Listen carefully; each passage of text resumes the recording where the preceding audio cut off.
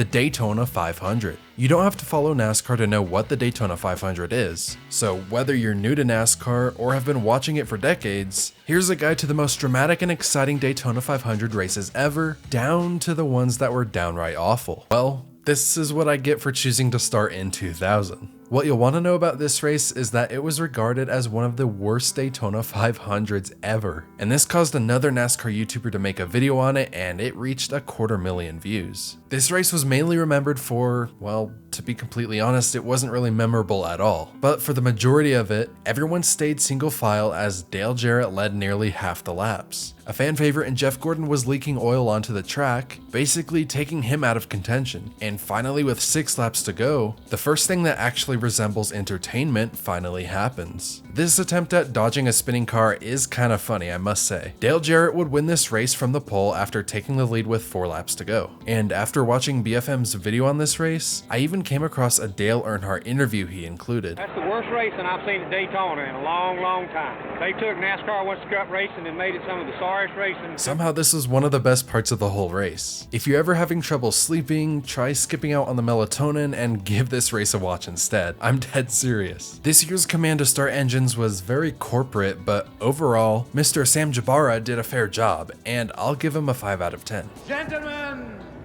start your engines! This isn't good enough to change the tier that this race will go into though. Overall, the 2000 Daytona 500 has to go straight to the bin and sit in F tier. But the good news is that things can only really go up from here. Now, while the 2001 Daytona 500 will primarily always be remembered for Dale Earnhardt's fatal crash, there are actually some interesting things that happened within this race. For starters, the winner was quite a surprise. Michael Waltrip won his first ever Cup race and did it on the biggest stage possible. Waltrip ran 15 Cup seasons up to this point, so it was a pleasant surprise to see him finally win a race after so long. But wow, was this race miles better than last year's. Dale Earnhardt wasted no time, and he opened with a move down to the grass to steal the lead. There was really something to watch at all times throughout this race. Aggressive moves, tons of lead changes, you name it. It really felt like an all-time classic NASCAR race. Then, with 25 laps to go, a 19-car pileup happened and took out a ton of the heavy hitters like Tony Stewart. As great of a race as this one was, one of the most memorable parts was Darrell Waltrip's reaction as he watched Michael win the race. You got it, you got it, you got it! You got it! Michael Waltrip wins. Jim Kelly came in with what was another very corporate command, but he did a reasonable job to where I would rate it a 7 out of 10. The only thing that really brings this race down is losing Dale Earnhardt. Otherwise, I would put this into S tier. Taking everything into consideration, I think placing it in A tier is a safe bet. What exactly do you need to know about the 2002 Daytona 500? Well, the race was pretty good. This big crash happened, and one of the most iconic moments in the race was this red flag, where Sterling Marlin jumped out of his car and worked on it. NASCAR penalized him for this, and it cost him the lead and a very valid chance to win the race. The racing was pretty similar to 2001, but maybe not quite as good. Ward Burton won the race, which was fine, I guess. Giving the command this time was CEO of DuPont, Chad Holliday. I guess the era of getting celebrities or well-known public figures wasn't quite a thing yet. This one is as mid as it gets, and I'm giving it a 5 out of 10. While the race itself was solid, I think it's just one step below 2001 and will sit nicely in the B tier. You know what good thing did happen in 2003? The release of NR 2003. You know what bad thing happened in 2003? The Daytona 500. Well, at least that's true for the finish anyway. This race was only 109 laps long due to rain, so really it was half of a Daytona 500. For those trying to keep track, it unofficially makes it the Daytona 273. Michael Waltrip was once again in the right place at the right time and won his 3rd race in 17 years. 2 of those wins being the Daytona 500. This race really fell short from what were a pair of solid 500s from the 2 races before. We saw yet another iconic crash as Ryan Newman flipped on the front stretch, but that was pretty much that. Yet another mid-command to start engines for a pretty mid-race. C tier. Gentlemen, start your engines.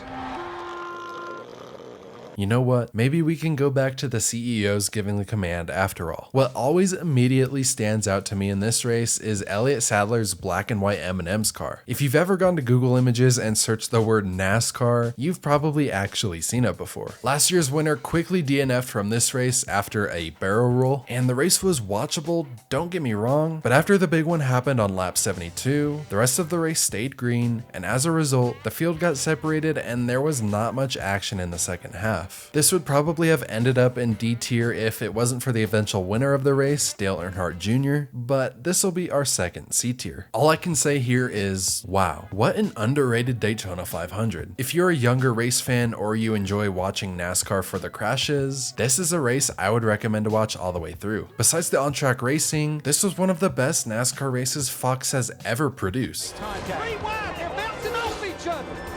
Jeff Gordon's going to win his third Daytona 500. Mike Joy, Larry Mack, and DW were making amazing calls all night that would hype up even the most casual viewers, and Fox really wasn't scared to crank up that crowd noise. Half of what makes a good race is the announcer's ability to call it, and why there can't be this much energy put into the average race is confusing to me. It seems so obvious. Tried to go to the middle. Oh, he got turned.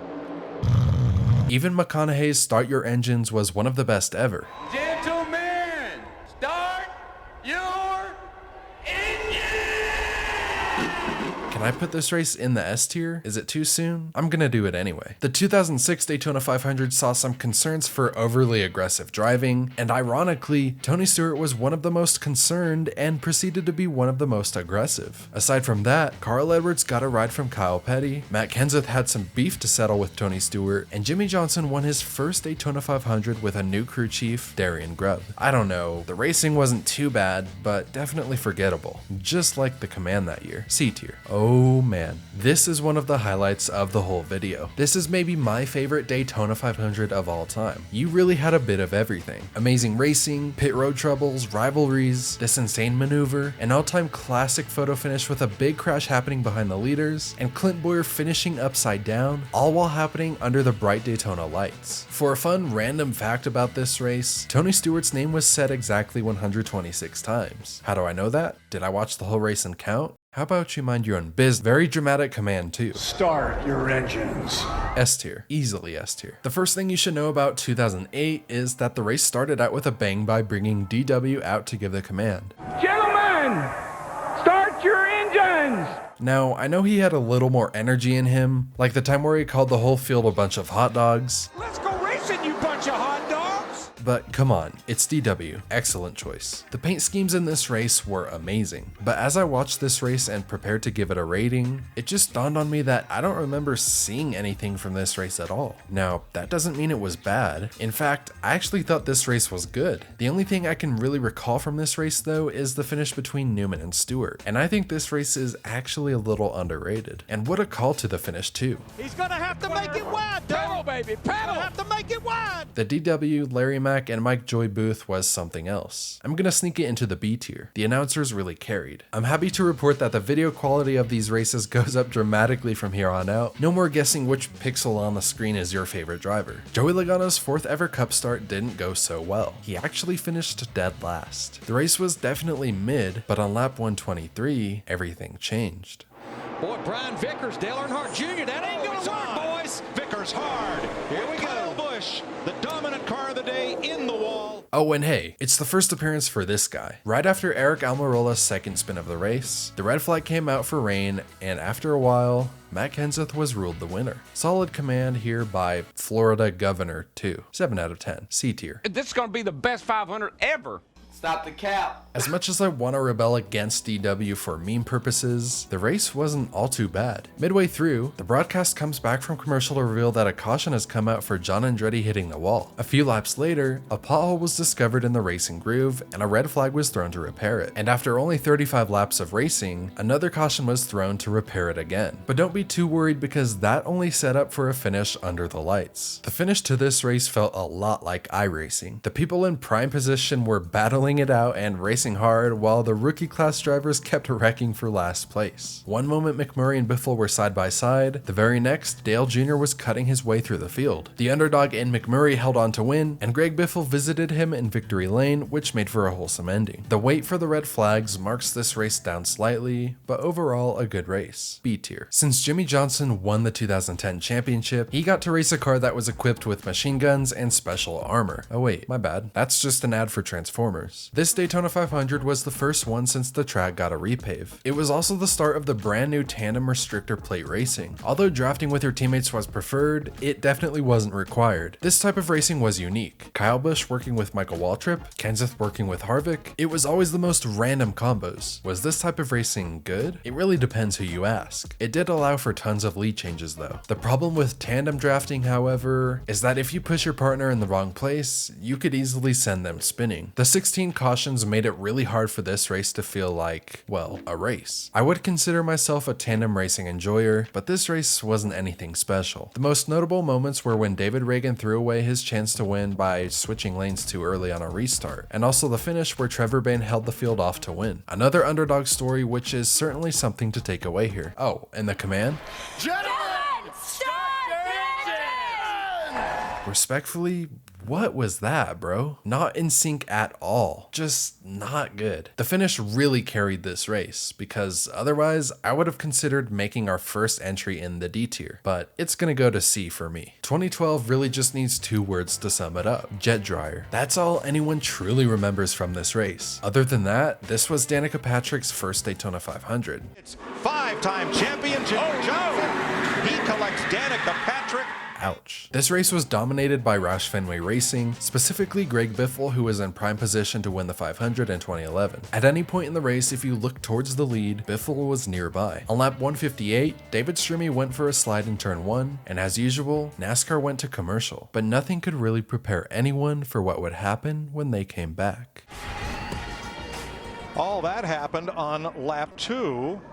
And now, under caution, Juan Pablo Montoya has crashed and gone aflame. This made for an iconic red flag moment where Brad Keselowski tweeted a picture from his view inside the race car. Dave Blaney was the leader at this moment in time, which meant if the track faced any extreme damage as a result of the jet dryer burning fuel, the race might have been called, and in turn making him the winner. And after what felt like one of the longest red flags of all time, the race finally resumed to display a very underwhelming finish. Once Juan Pablo Montoya hit the jet dryer, the fact that Matt Kenseth was the winner was really just an afterthought. And was the command any good? Ladies and gentlemen, start your engines. You guessed it, no. There were some big wrecks, but overall, I got pretty bored. D tier. To say the command this year was a little goofy would be an understatement. Drivers and Danica, start your engines! Pole sitter Danica would lead the NASCAR drivers to the initial green and stay up front for quite a while. She even got to lead some laps, which made for a great little storyline. Towards the end, Matt Kenseth would blow an engine, quickly followed by his teammate Kyle Busch. The race was single file choo-choo train racing for the majority. All of the crashes and incidents were too small to be remembered, no one could really pass the leader on the final lap, and Johnson was able to win it uncontested. This race was widely regarded as garbage. It will join 2000 in the F tier. Drivers, start your engines! Finally, a command I actually like. If you skip to lap 8 in this race, you might think it'll just be a repeat of 2013, but no. This one felt like some classic, close quarters super speedway racing. If you can see past the first 39 laps that led into a 6-hour-long rain delay, you'll find that once this race resumed at night, it really picked up. If you're trying to get into NASCAR, this is a race I would recommend watching all the way through. And somehow Greg Biffle is near the front again. This is like the 4th year in a row. How did he never win the big race once? A huge wreck coming to the line, Hamlin threatened to pass Earnhardt, and DW and Mike Joy absolutely nailed the call. Ultimately, NASCAR's most popular driver came home with the win after coming up just short in 2011 and 2013. It was his first win in the Great American Race since 2004. I personally enjoyed this race a lot, and it was a pleasant surprise from the letdown that was 2013. A tier. 2015 was actually a lot like 2014. This was one of the last Daytona 500s with all of the veterans together, because Jeff Gordon would retire, and guys like Dale Jr., Greg Biffle, and Tony Stewart would soon follow. You should know that Kurt and Kyle Busch both missed this race. Kurt was suspended and Kyle was sidelined due to an injury. The final laps were stacked 3 wide, 8 rows deep, and this soundbite from DW with 9 to go sums it up best. This is the greatest racing in the world. Really, the only bad thing about this race was how everyone wrecked on the back straightaway on the last lap, and NASCAR threw the caution instead of letting it play out. This goes to B tier for me. Oh, and the command was actually pretty good. It gave me some Bruce Buffer vibes. Driver, start your engine! Kevin Harvick begins the race with a clutch save. About 10 laps later, Jeff Gordon's replacement spun off 4 and destroyed his car by hitting the grass. Dale Jr. would spin off 4 with 30 laps to go, indicating that handling has been an issue all day long. There was certainly room for the racing to be better, but with the finish that this race brought us, you can almost throw all of it out the window. It's not too often that we get a clean photo finish like this, and this race will go to the B tier. I love 2017. Although it was the first race without my favorite driver Carl Edwards, this was the year where I started making NASCAR videos. For that reason, 2017 feels nostalgic in a sense. Lightning McQueen delivered the command this year, which was followed by the release of Cars 3 in June. Kyle Busch blew a tire and collected Dale Jr. There were a few huge wrecks, and the on-track racing product was overall solid. The finish was my favorite, however, as it came down to who had the most fuel left. With 3 laps to go, the running order was Chase Elliott, Truex Jr., Kyle Larson, and Kurt Busch. Elliott was the first to run out of fuel. Half a lap later, Larson makes an insane pass for the lead, but off turn 2 on the final lap, the 42 car ran out of fuel too. And Kurt Busch, after missing this race 2 years ago, would redeem himself and find victory lane. B tier. This was Danica Patrick's last ever NASCAR race, and she was pretty easy to spot within the field by being this bright neon green race car. On the final lap in stage 1, Stenhouse threw an aggressive block on Ryan Blaney and caused the big one. The announcers made it clear that they did not want to see this at all. It's too early for those types of aggressive moves. You don't need to do. I know stage points are important. The Daytona 500 is the most important thing. Big picture. What's wrong with these people? Can they think big picture? The next big wreck is when Chase Elliott gets spun from second place, which unfortunately collects Danica Patrick. This race did go single file for a considerably long time in the final stage, but there was still a lot to like about it, especially the finish. A giant pileup happens with 2 to go, and then in the final restart, it was all about whether or not Eric Almirola could hang on to the lead. Every time I watch this finish, I hate the fact that Almirola got spun out, but for the 3 car to end up back in victory lane at the Daytona 500, exactly 20 years from this famous call. 20 years of trying, 20 years of frustration. Dale Earnhardt will come to the caution flag to win the Daytona 500. That makes for an incredible story. I was debating whether this should go in A or B tier, but given that the command was done by Dale Jr. and done well, I'm fitting it low into the A tier. According to Racing Reference, the average green flag run in this race was only 12 laps. So yeah, this race was kinda snoozer, especially after 3 enormous pileups occurred in the final 10 laps. There was barely anyone left. I mean, just look at this long list of crashed race cars on Racing Reference. The finish was pretty spread out and underwhelming. Denny Hamlin took home the trophy, but he's already won before, so I would have much rather seen Busch or even Eric Jones win it. If you watch NASCAR for the wrecks, you could probably put this up in A or B tier, but taking the actual racing into consideration, I'm placing it in C tier. NASCAR has also really started to choose good people to do the command. JJ Watt nailed this one, and it's been my favorite so far. Drivers, start your engines!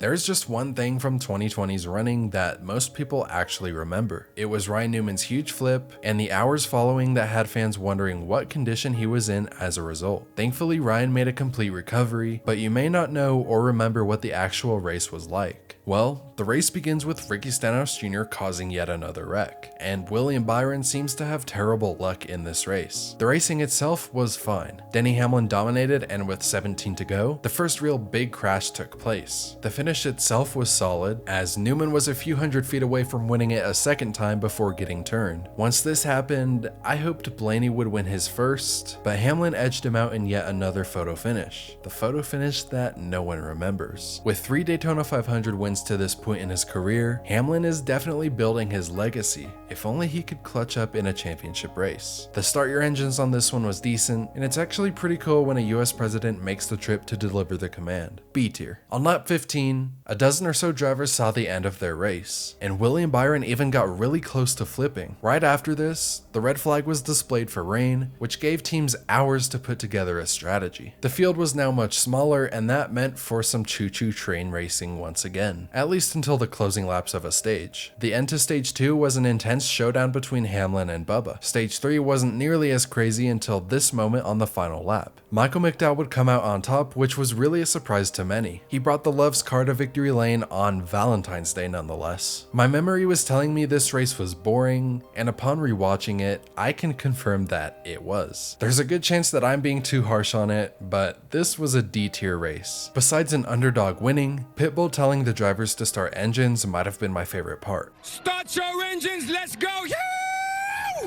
That! The racing product in this one was significantly better than 21. William Byron still has not been able to buy a break, and we even got a flip by Harrison Burton. I wouldn't know what to think if I flipped over in my second ever Cup Series race. As the sun started to set, we got a short glimpse of the two-car tandem again. What a nice little throwback to 2011. Nothing in this race entirely stood out to me. You had the typical crashes, loose tires, green flag pit stops, nothing that was much of a surprise. Austin Cindric won to make him the second underdog to win in a row. His average finish in the Cup Series was 25th place leading up to this point. Not a very memorable Daytona 500, but still far from trash. This one will be going into the B tier. Charles Woodson being the Grand Marshal was also a nice surprise. I would like for NASCAR to select athletes a bit more often. They seem to just get it. NASCAR must have known that I was going to feel indifferent about all of their previous commands, because in 2023, they built the best one possible. Drivers, start your engines! So many NASCAR legends coming together to deliver it, and this officially takes the cake as my favorite one yet. What an amazing idea. 10 out of 10. This race marks Jimmy Johnson's return to NASCAR, and it was a surprise to see him run very well. The start of this race was double file as if they were still racing behind the pace car, and the end of stage 1 got pretty crazy with two lapped cars being very indecisive on where they wanted to go, almost forcing it 4 wide. The racing stayed mostly 2 wide, and towards the end, all of the big crashes started to hit. Kyle Busch was in prime position to win his first ever, but due to this blunder of a restart, Ricky Stenhouse Jr. overtook him and stole the victory. This is the third underdog to win in a row. I was hoping Pastrana or Johnson could put up some sort of upset, but they got caught up in late wrecks. I'm kind of comparing Ricky Stenhouse to a modern day Michael Waltrip, and if you could ignore the absurd amount of commercials in this broadcast, this race passes for the B tier. My challenge for you is to decide what rankings should be changed down in the comments. If you watched the 2023 Daytona 500 and wanted to see how it ranked, make sure to hit the subscribe button. If Daytona has got you in the NASCAR spirit, check out this video I made on useless yet helpful random NASCAR facts.